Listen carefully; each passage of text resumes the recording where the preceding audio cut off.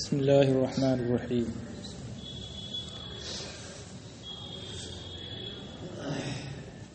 ان القتیل مدرجا بدموعه مثل القتیل مدرجا بدمائه.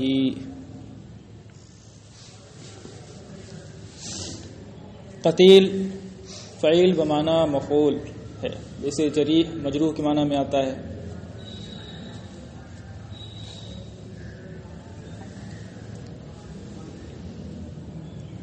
قتیل کی جمع قتلہ ہے، جیسے مریض کی جمع مرضى، اسیر کی جمع اسرى.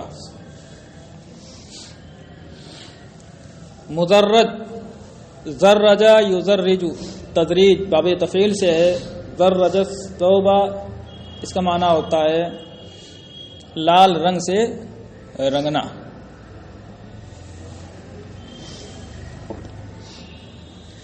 دموع دمعون کی جمع ہے، دمعون کا معنی آنسو.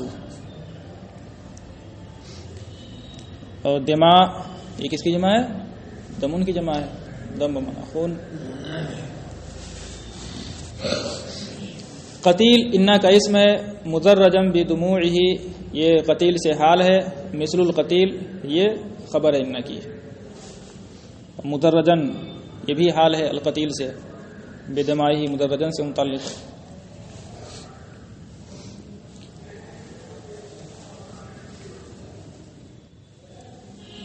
یقیناً وہ قتیل عشق جو اپنے آنسوؤں میں شرابور ہو، اس مقتول کی طرح ہے جو اپنے خون میں لت پت ہو.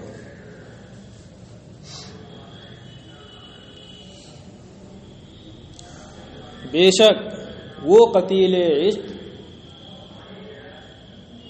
جو اپنے آنسوؤں سے لت پت ہو، اپنے آنسوؤں سے شرابور ہو، آنسوؤں میں، اس مقتول کی طرح ہے جو اپنے خون میں لت پت ہو، خون میں نہایا ہوا ہو. کپڑا جب رکھتے ہیں تو کیسے رکھتے ہیں؟ چھڑکاؤ کرتے ہیں؟ نہیں، دبا کر کے پھر نکالتے ہیں. تو وہ جو رنگ ہوتا ہے سب پر چڑھ جاتا ہے، لگ جاتا ہے انسان.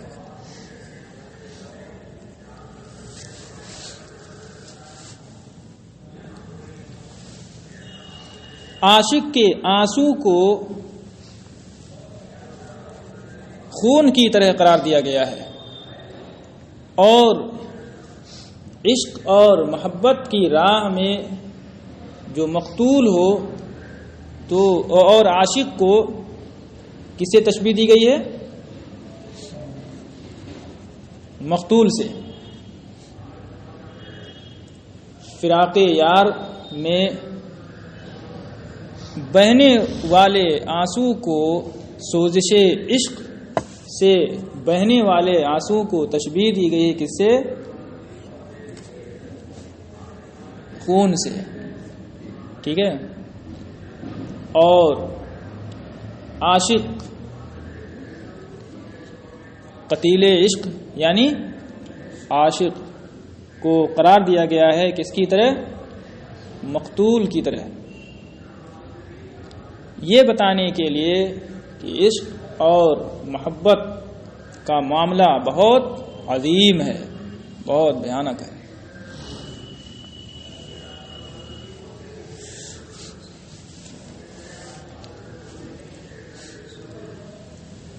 والعشق کالمعشوق یعذب قربه للمبتلى وینال من حوبائه.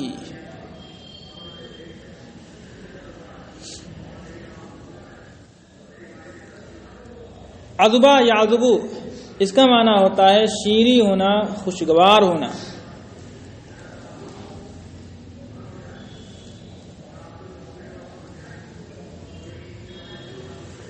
اور مبتلا یہ باب افتعال سے اس میں مفعول کا صیغہ ہے. ابتلا یبتلی کا معنی آزمانا، مبتلا مراد المبتلا بالعشق والحب، جو محبت کی آزمائش میں پڑا ہوا ہو، مراد عاشق. ٹھیک ہے. نالا ینالو حاصل کرنا، پانا. نالا من نفسی کسی کی جان لے لینا. نالا من عرضی کسی کی عزت لینا، عزت کو پامال کرنا.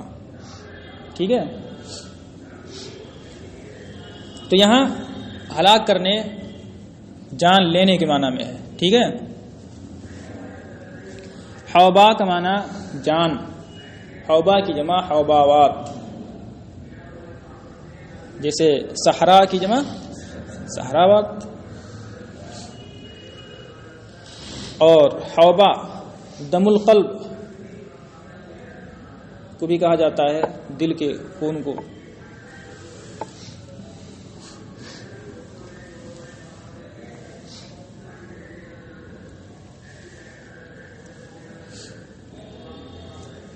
ینالو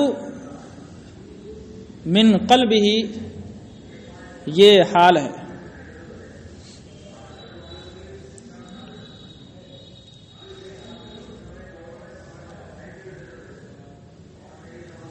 اور حوباہی جو ضمیر ہے مضاف الیہ کے، یہ لوٹ رہی ہے کس کی طرف؟ المبتلا کی طرف. اور ینالو کی جو ضمیر مرفوع ہے مستتر، وہ لوٹ رہی ہے عشق کی طرف.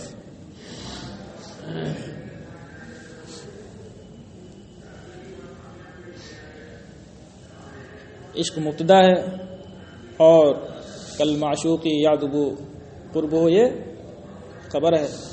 للمبتلا یہ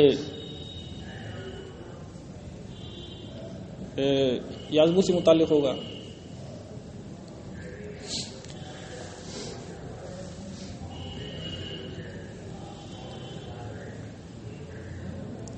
اور عشق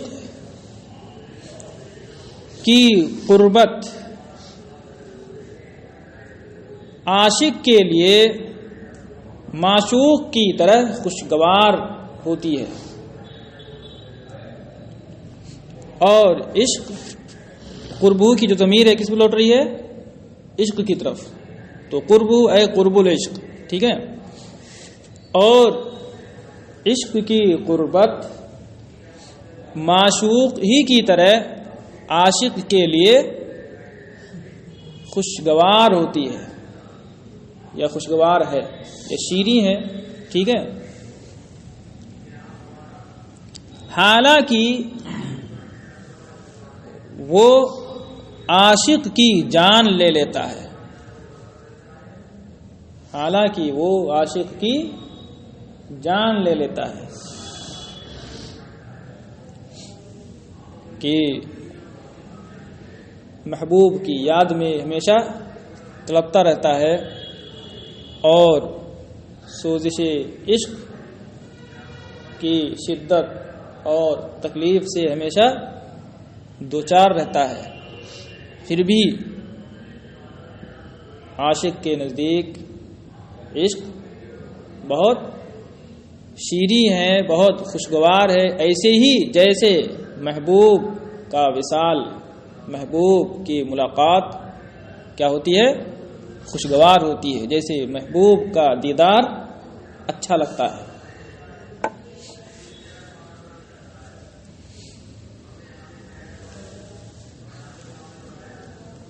لو قلت للدنف الحزين فديته مما به لأغرته بفدائه.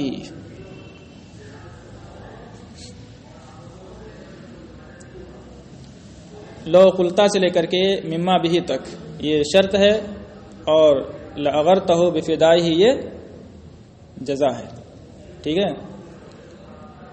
اب للدنف تفصیلی میں جاؤ گے تو للدنف یہ قلتا سے متعلق ہوگا اور الحزین یہ صفت ہے الدنف کی.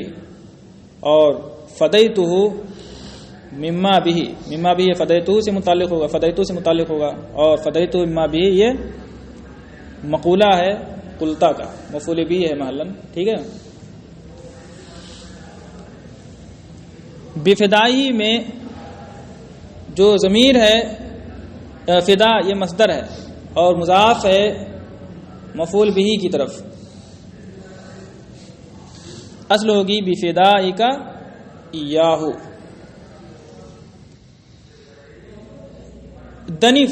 دنفا یدنفو کا معنی ہوتا ہے دائمی مریض ہونا، ایسی بیماری میں مبتلا ہونا کہ جو ہمیشہ رہے، اس سے کبھی نجات کی امید نہ ہو، شفایابی نہ ملے. اور سخت بیمار ہونا. دنف یہ صفت مشبہ کا صیغہ ہے. اگر اس وزن پر صفت لائیں تو ایسی صورت میں واحد کے لیے واحد، تثنیہ کے لیے تثنیہ، جمع کے لیے جمع، مؤنث کے لیے مؤنث، مذکر کے لیے مذکر. دنفن، دنفتن اور ادناف اس طرح لاؤ گے، ٹھیک ہے. اور اگر دنف، دنفا یدنفو دنفن، دنف مصدر کے وزن پر بھی صفت کا صیغہ آتا ہے، صفت کے معنی میں مصدر بھی استعمال ہوتا ہے اس کا. تو اگر دنفن مصدر کو صفت کے معنی میں استعمال کریں تو اس صورت میں واحد، تثنیہ، جمع، مذکر، مؤنث سب کے لیے یکساں استعمال ہوگا، ٹھیک ہے. رجل دنفن، امرأۃ دنفن، رجال دنفن اور نساء دنفن سب کے لیے یکساں. حزین جمع حزنا. فدا یفدی اس کا معنی ہوتا ہے مال وغیرہ دے کر کے قیدی کو چھڑانا، آزاد کرنا. فدا ہو بنفس ہی کسی پر اپنی جان قربان کرنا.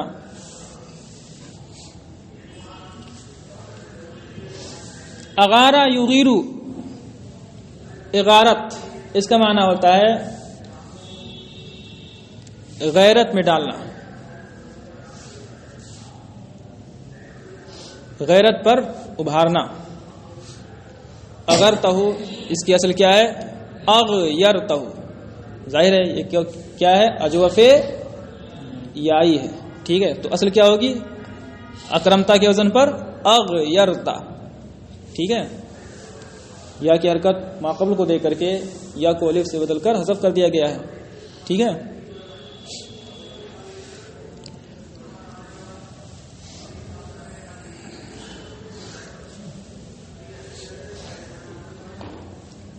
اگر تو غمزدہ دائمی مریض عشق سے کہے، کیا کہے؟ فدیتہ مما بھی، میں اس کی اس سوزش عشق پر قربان ہو جاؤں جس میں وہ مبتلا ہے. لاغرتہ بفدائہ، تو اسے اپنی اس فداکاری کے ذریعے غیرت پر ابھارے گا. اگر تو دائمی مریض عشق سے کہے میں اس پر قربان ہو جاؤں جس میں وہ مبتلا ہے، مطلب کیا؟ میں اس کی اس سوزش عشق پر، سوزش عشق کی اس تکلیف پر، اس رنج و غم پر قربان ہو جاؤں جس میں وہ مبتلا ہے.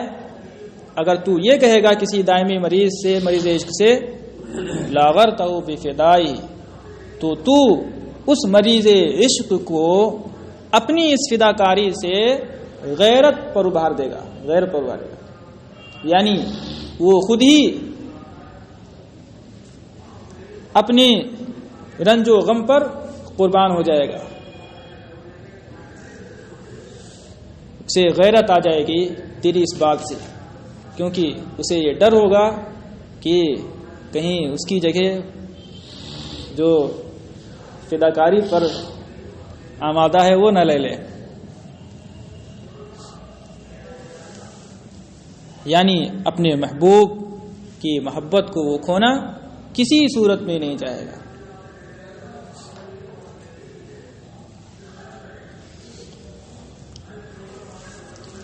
اقی الامیر هوى العیون فإنه ما لا يزول بباسه وسخائه. وقا یقی وقایتن، اس کا معنی کیا ہوتا ہے؟ بچانا.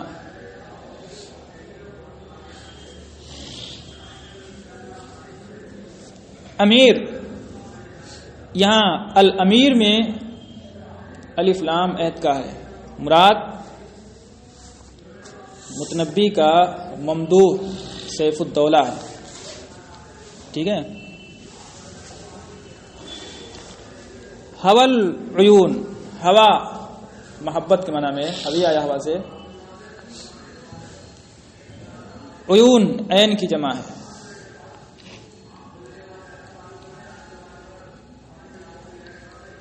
عین کا معنی آنکھ. یہاں بولا گیا ہے جز اور مراد کیا ہے؟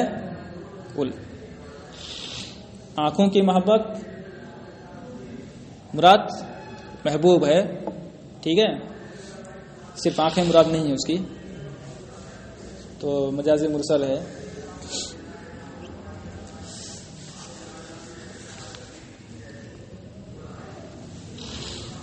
بعض کا معنی ہوتا ہے شجاعت، بہادری. سخا، سخوا یسخو سخاءن، فیاضی کرنا، سخاوت کرنا.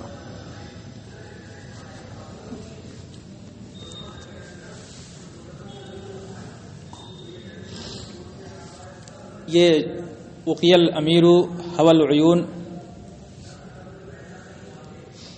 لفظاً تو جملہ خبریہ ہے، معناً انشائیہ ہے. ٹھیک ہے، کیونکہ یہ دعا ہے، اور دعا کسی قسم میں سے ہے؟ انشاء کے قسم میں سے ہے. اپنے ممدوح سیف الدولہ کے لیے عشق سے حفاظت کی دعا کر رہا ہے متنبی.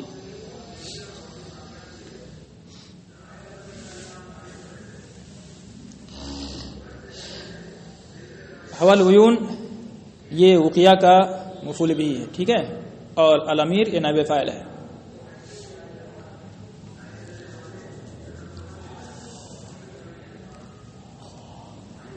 آنکھوں کی محبت سے امیر ممدوح کی حفاظت ہو. آنکھوں کی محبت سے امیر ممدوح بچایا جائے، یعنی اللہ امیر ممدوح کو آنکھوں کی محبت سے محفوظ رکھے.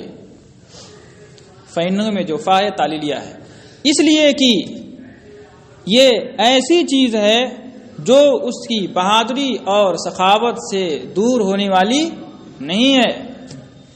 لا یزول، دور ہونا زالا یزول. اس لیے کہ محبت ایسی چیز ہے جو اس کی بہادری یعنی ممدوح کی بہادری اور سخاوت سے دور نہیں ہونے والی ہے.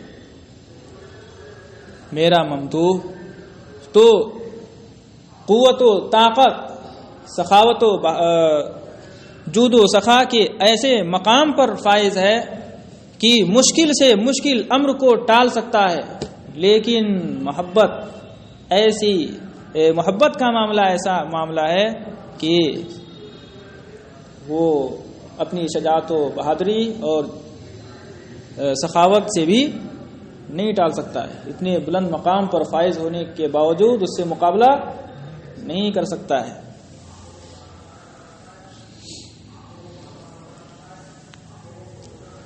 یہاں سے اب مدح کے اشعار شروع ہو رہے ہیں. ٹھیک ہے. اس سے پہلے غزل کے اشعار تھے، نصیب کہا جاتا ہے غزلیہ اشعار کو. ٹھیک ہے. نصیب بھی کہا جاتا ہے، جس میں عورتوں کے محاسن اور ان کے احوال وغیرہ کا بیان ہوتا ہے. اسی کو غزل کہتے ہیں، نصیب کہا جاتا ہے. ٹھیک ہے. اب یہاں سے مدح کے اشعار ہیں، مدحیہ اشعار، جس میں کسی بلند رتبہ ذی شان شخص کے اوصاف، اس کے کمالات، اخلاق حمیدہ، شجاعت و بہادری، سخاوت، عدل و انصاف وغیرہ کو بیان کیا جاتا ہے، ٹھیک ہے، اور اس کی تعریف کی جاتی ہے، تو اسی کو کیا کہا جاتا ہے؟ مدح کہا جاتا ہے، تعریف کے اشعار۔ عرب کی عادت ہوتی تھی کہ جب بھی قصیدہ لکھتے تھے تو پہلے غزلیہ اشعار لکھتے تھے، پھر اس کے بعد اصل مقصد پر آتے تھے۔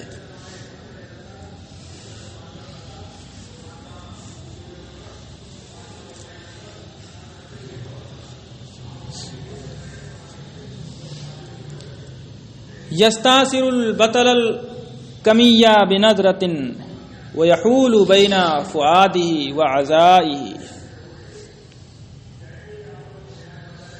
استاثرہ یستاثر، اس کا معنی ہوتا ہے قید کرنا، استاثرہ معنی اثر،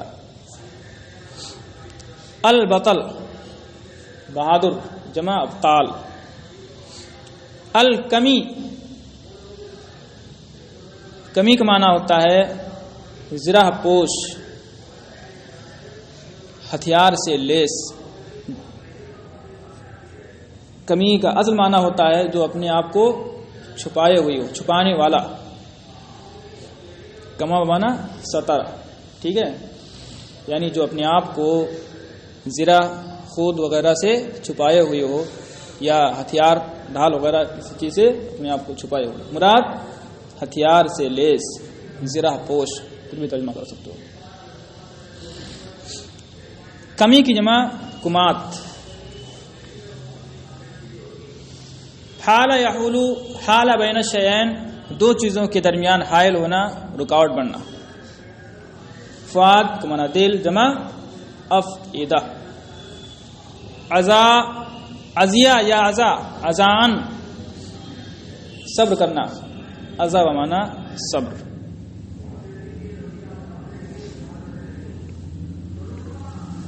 فؤادی عزائہی، دونوں میں جو مضاف الیہ کی ضمیریں ہیں وہ لوٹ رہی ہیں کس کی طرف؟ البطل الکمی کی طرف۔ اور یستاثرو کی جو فاعل کی ضمیر ہے، ضمیر مستتر، وہ کدھر لوٹ رہی ہے؟ ہاں، ہوا کی طرف، ہوا العیون، ٹھیک ہے۔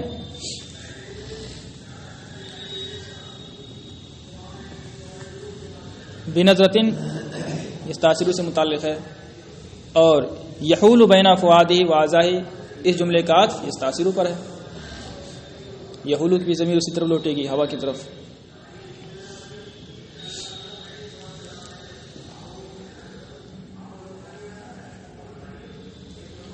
وہ ہتھیار سے لیس بہادر کو ایک ہی نگاہ میں قید کر لیتی ہے۔ کیا؟ محبوب کی محبت، معشوق کی محبت۔ ہتھیار سے لیس بہادر کو ایک ہی نگاہ میں اپنا اسیر بنا لیتی ہے، اور اس کے دل اور صبر کے درمیان حائل ہو جاتی ہے کہ اب وہ صبر نہیں کر پاتا ہے اور ہمیشہ اپنے محبوب کے فراق میں گریہ وزاری کرتا رہتا ہے، روتا رہتا ہے۔ دل اور صبر کے درمیان حائل ہو جاتی ہے محبت، صبر کی رسائی دل تک نہیں ہو پاتی ہے کہ صبر کر کے بیٹھا رہے۔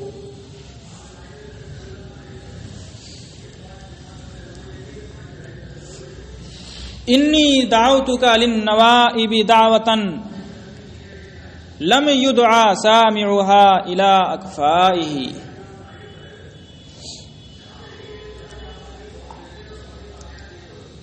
نوائب نائبہ کی جمع ہے، نائبتن کا معنی مصیبت، حادثہ۔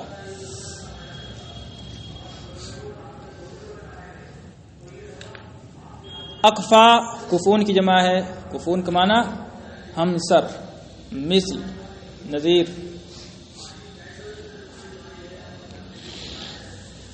للنوائبی میں جو لام ہے وہ یا تو عندہ کے معنی میں ہے، لام بہت سارے معنی کے لیے آتا ہے، کچھ ہی پڑھے ہوں گے شرح میں وغیرہ میں، ٹھیک ہے. لام تقریباً 22 معنی کے لیے آتا ہے، انہی میں سے ایک کیا ہے؟ عندہ کے معنی میں، ٹھیک ہے. یہ معنی پڑھا ہے کہ نہیں پڑھا ہے اس میں؟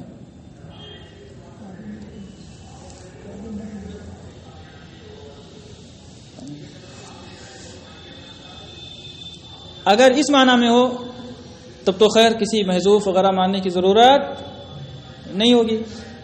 انی دعوتک للنوائبی، اے ممدوح امیر میں نے مصیبتوں کے وقت تجھے پکارا. ٹھیک ہے، واضح معنی. اور اگر یہ عندہ کے معنی میں نہ ہو تو اس وقت یہاں مضاف محذوف ماننا پڑے گا. مضاف کون سا؟ دفع. ٹھیک ہے، انی دعوتک لدفع النوائب، میں نے تجھے مصیبتوں کو ٹالنے کے لیے پکارا. ٹھیک ہے، یہ ترجمہ کرو گے، مصیبتوں کے لیے پکارا، مصیبتوں کو ٹالنے کے لیے یا مصیبتوں کے وقت پکارا. ٹھیک ہے. دعوتن یہ مفعول مطلق ہے دعوتو سے، انا کا اسم یا ہے اور دعوتو یہ خبر ہے. للنوائب متعلق ہوگا دعوتن مفعول مطلق ہے. اور لم یدعا سامعها الی اکفائہ، یہ پورا جملہ صفت ہے کس کی؟ دعوتن کی. ٹھیک ہے.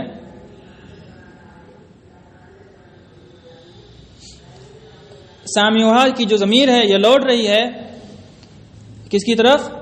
دعوتن کی طرف. اور یہ جملہ مستانفہ بھی ہو سکتا ہے الگ سے، پھر بھی سامعها کی ضمیر لوٹی کس کی طرف؟ دعوتن کی طرف.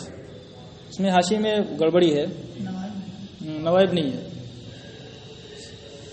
نوائب نہیں لوٹے گی، اس کو بنا لینا، کیونکہ مصیبتوں کا سننے والا کا کیا مطلب ہے؟ پکار کو سننے والا نہ ہے.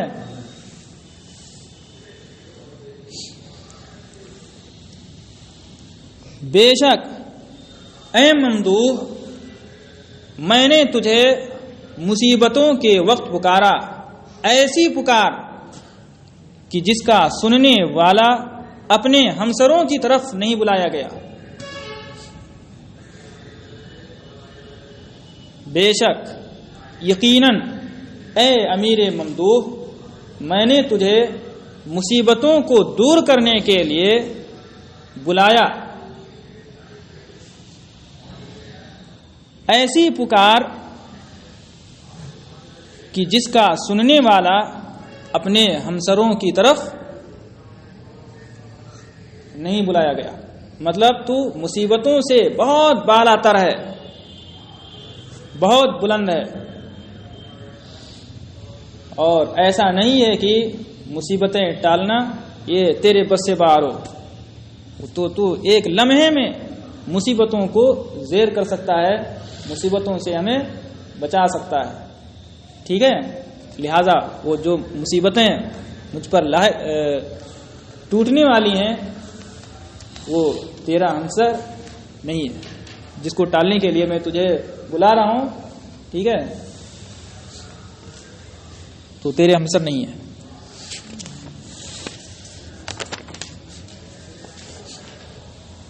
آگے والا شعر بھی اسی سے متعلق ہے. ٹھیک ہے. فَأَتَيْتَ مِن فَوْقِ الزَّمَانِ وَتَحْتِهِ مُتَسَلْسِلًا وَأَمَامِهِ وَوَرَائِهِ.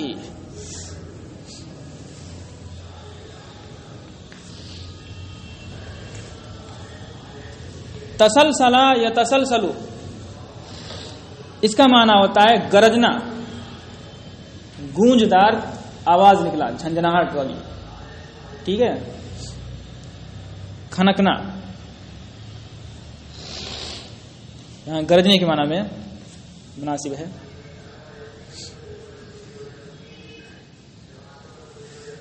امامی کا عطف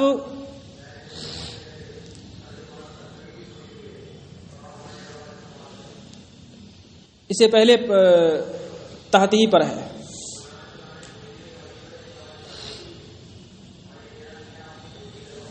فوقی زمانی و امامی، فوقی زمان پر ہے،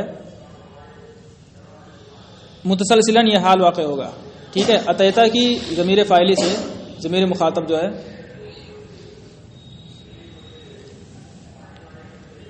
میں نے بلایا تو کیا ہوا، فاتیت من فوق زمانی و تحتی، تو اے ممدوح تو زمانے کے اوپر اور نیچے سے، آگے اور پیچھے سے گرجتا ہوا آیا۔ امامی ورائی سب کی ضمیریں کس میں لوٹ رہی ہیں، زمان کی طرف۔ میں نے مصیبتیں ٹالنے کے لیے، میں نے مصیبتوں کے وقت تجھے پکارا تو تو زمانے کے اوپر، نیچے، آگے اور پیچھے سے گرجتا ہوا آیا، یعنی چاروں طرف سے تو نے میری حفاظت کر لی، مجھے بچایا، اور چاروں طرف سے مصیبتوں کے حملے سے مجھے تو نے محفوظ رکھا، حملے کو تو نے روکا۔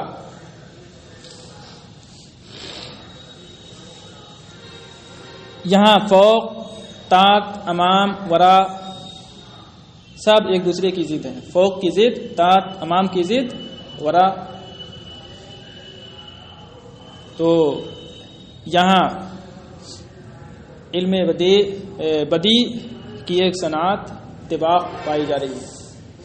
طباق کہتے ہیں دو متقابل معنی کو ایک ساتھ جمع کرنا، ٹھیک ہے۔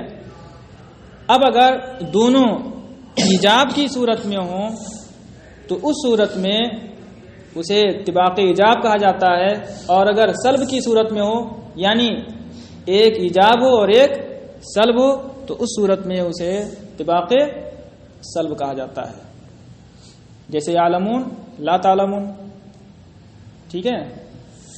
انی ارا ما لا ترون، یہ کیا ہے، طباق سلب ہے یہاں پر، کیونکہ ارا یہ مثبت ہے اور لا ترون یہ منفی ہے، ٹھیک ہے۔ مثبت اور منفی پر مشتمل ہوں دونوں مقابل تو ایسی صورت میں طباق سلب، اور اگر دونوں ایجاب پر مشتمل ہوں تو طباق ایجاب۔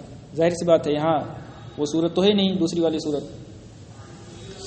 ساتھ ہی ساتھ یہاں استعارہ ہے، جو فوق، من فوق زمانی، تحت ہی و امام ہی و ورائی کہا، تو اس میں استعارہ ہے اس بات کا کہ تو نے میری مدد میں بھرپور کوشش کی، ہر ممکن تو نے کوشش کی، اس بات کا اس میں استعارہ ہے۔